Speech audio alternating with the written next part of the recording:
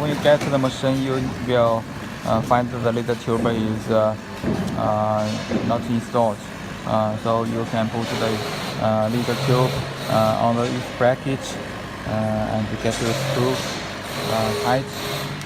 Then connect to the black cable and then the red cable here. And then the this tube is down. It's water in, and this is water up. Water out. It should be up position.